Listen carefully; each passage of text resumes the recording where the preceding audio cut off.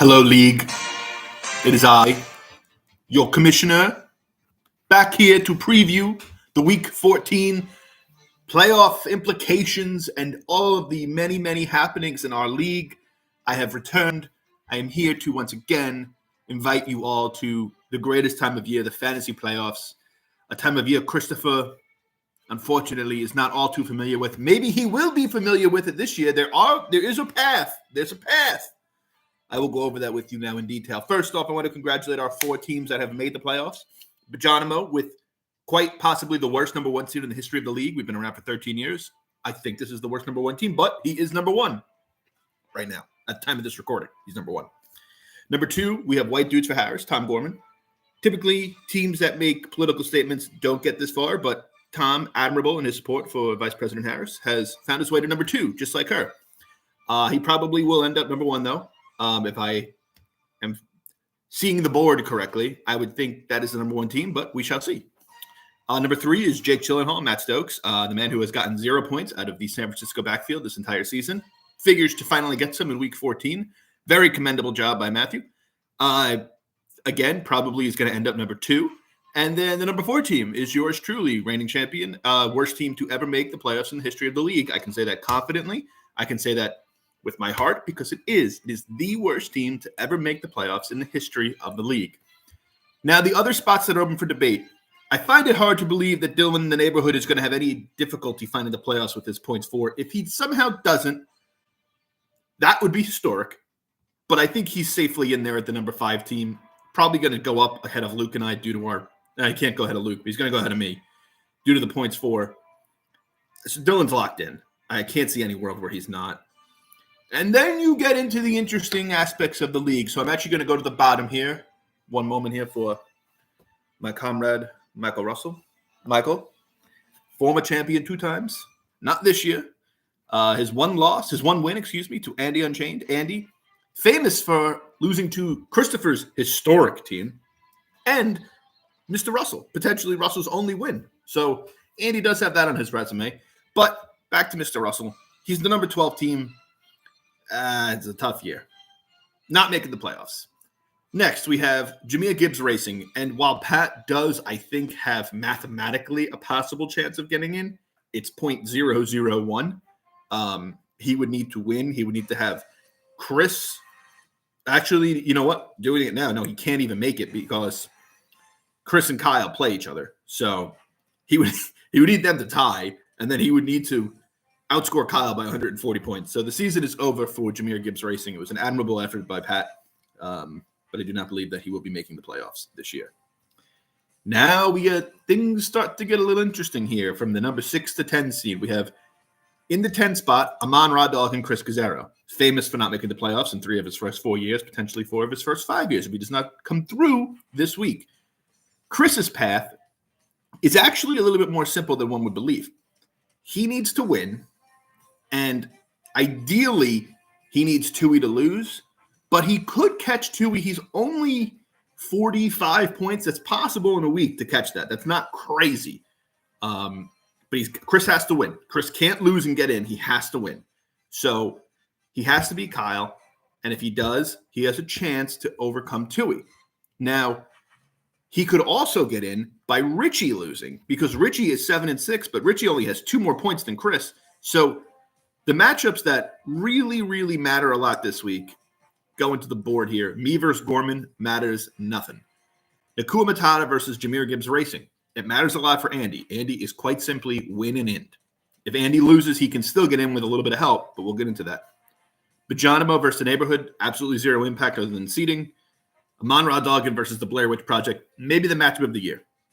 Kyle caught the immovable force, the immovable object of Kyle's team getting absolutely demolished every week versus the unstoppable force that is Chris Gazzaro missing the playoffs. It's going to be interesting to see what happens.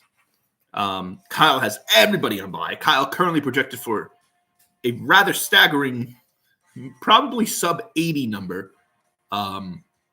We'll see what happens. I'm not going to make a prediction on that game. I have no idea who's going to win. That's way too hard to choose. Jake Gyllenhaal, Matthew versus Richie. Huge playoff implications for Richie. Richie's got to win. because if Richie loses, and I guess let's it's a lot of moving parts. Andy's easy. Andy's winning in, right? And if Andy loses, he basically he's potentially not going to win. He's potentially not going to get in if Kyle wins, Richie wins, and Tui wins. So that's what Andy needs to have not happen. And Tui would have to outscore him by 12, but that's not crazy. So that's how Andy misses the playoffs, is he loses, Richie, Kyle, and Tui win. That's how he misses the playoffs. Gabe Daniels misses the playoffs by, again, Richie is winning in, but if he loses, he is going to fall behind the loser potentially of Kyle or Gaz. And if Tui wins, he would fall out of the playoffs. So much is going on in this Tui Russell matchup, more than you would think from a last place and a ninth place team at the moment. But Tui pulling, as he said to me the other day, pulling an 07 Mets, and I have to agree, he is pulling an 07 Mets. Considering his points against is the lowest in the league, John should be much higher than he is. He has one of the lowest losing percentage, lowest points to have lost by this season in a matchup-to-matchup standpoint. It's going to be very interesting. I mean, those are your four. There's four matchups that matter. Andy versus Pat only matters for Andy.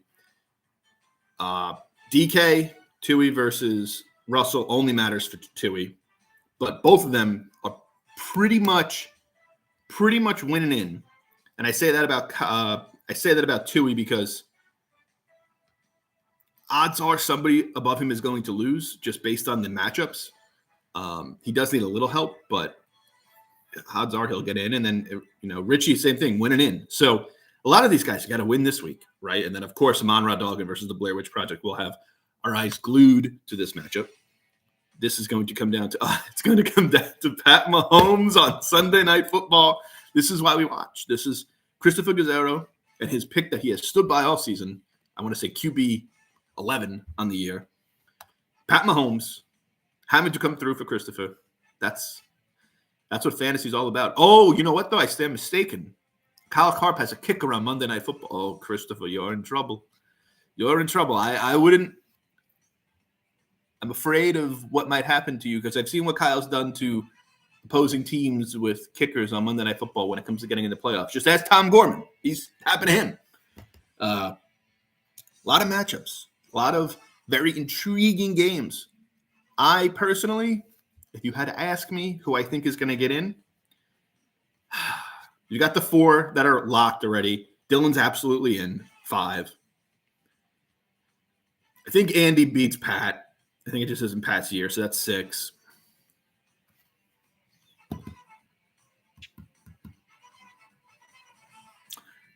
You know what I think happens? I think Chris beats Kyle because Kyle's team's just on bye, and this is not Kyle's year with luck. He's got 1,300 points against him. It's not Kyle's year with luck. I think Gaz wins, but I think Richie wins, and I think Tui wins, and Gaz misses it even with a win. That's how I see this shaking out. I see Kyle being maybe the second best team in the history of this league to never make the playoffs. Again, Kyle's scoring 100 points a week, and he might not make the playoffs. This year, 100 points a week is insane. That's how I'm viewing this. That's how I'm seeing this shake out. Kyle's only 25 points behind Dylan. It's feasible. He has the most points in the league and doesn't make the playoffs. But I currently think that's how it's going to shake out. I think Andy gets in. I think Richie gets in. And I think Tui gets in. And I think the Blair Witch Project and Amon-Ra Doggan are left out in the cold. So we'll see what happens. It's going to come down to Brandon Aubrey on Monday Night Football and Pat Mahomes on Sunday Night Football. It should be fascinating to watch. I will be tuned in. Christopher, I'm sure you will be tuned in. We are all excited to hear your thoughts and your feelings. And, hey, you never know. At least it's not DeAndre Hopkins playing. Did I say that? I'm sorry.